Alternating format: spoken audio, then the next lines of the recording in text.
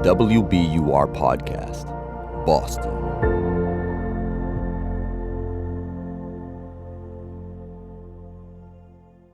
This is Up Next. I'm Tiziana Deering. The collapse of Spirit Airlines this month means travelers have fewer options for flying in and out of Logan Airport. It also has big implications for one of Boston's largest carriers. JetBlue, like Spirit, is a smaller airline and historically has catered to travelers on a budget. The two companies actually sought and failed to merge a few years ago. Joanna Garrity runs JetBlue, and I spoke with the CEO in front of a live audience at WBUR City Space this week as part of a series of conversations with industry leaders. I asked Garrity what Spirit's demise means for JetBlue. Put aside the impact to their people, because I wouldn't wish that on any of them. Understanding that component. It's definitely a good thing for JetBlue because we have been very clear about our intentions to grow Fort Lauderdale. Fort Lauderdale will be the size of Boston if we're able to accomplish the objectives we've set out. You mean for JetBlue it will be the size of Boston? Correct. We've been growing Fort Lauderdale.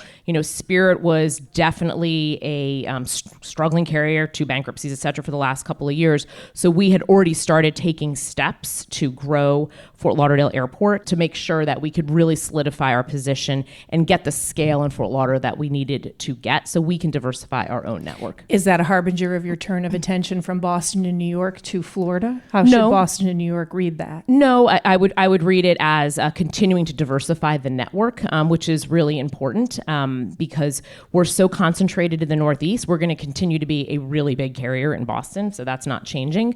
But we need to expand beyond the Northeast in a way where we can gain scale in a market that allows us to compete more effectively against the larger carriers. You did attempt a roughly $3.8 billion merger.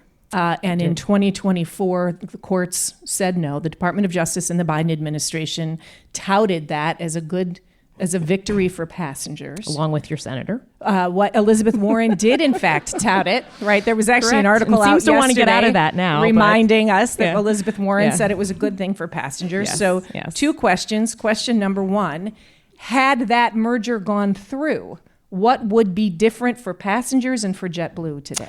Yeah, I think had that merger gone through as we had intended to, it would have made JetBlue a 9% player. We're 5 now. The other carriers reach 20%, so they have 80% of the market. So it would have made us a little bigger, but fundamentally not anywhere near the size of some of the larger carriers. And so now we are a 5% player in a land of giants, still trying to find a way to get scale. Let's stay with Boston. I'm going to read you February 7th Boston Globe. JetBlue has now relinquished the top spot at Boston Logan Airport to Delta Airlines as measured by number of non-stops tracked by Massport. Talk about the future of JetBlue Terminal C and Boston. Yeah, I mean, JetBlue is a leisure carrier here. 50% of what Delta does is on regionals, 50% out of here. So you get that tiny little plane, no Wi-Fi. We still have an opportunity here to serve the Boston leisure market better. And we know the leisure customer very well. So we are going to be your go-to carrier for leisure travel. By the way, we just added Milan. We did. We added Milan. Who doesn't want to go and buy clothes in Milan, I guess. I don't know. I wish I was there today. No, I'm kidding. But not really kidding.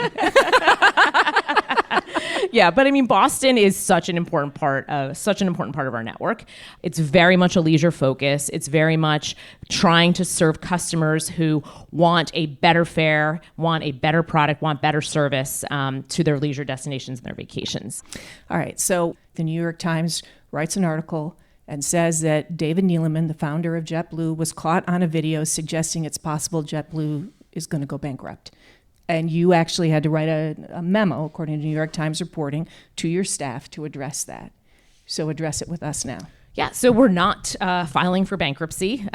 David's been gone 18 years, and he doesn't know the moves that we have under our belt to focus on getting JetBlue healthy. David also works for Breeze, a competitor, so I'll just leave that there.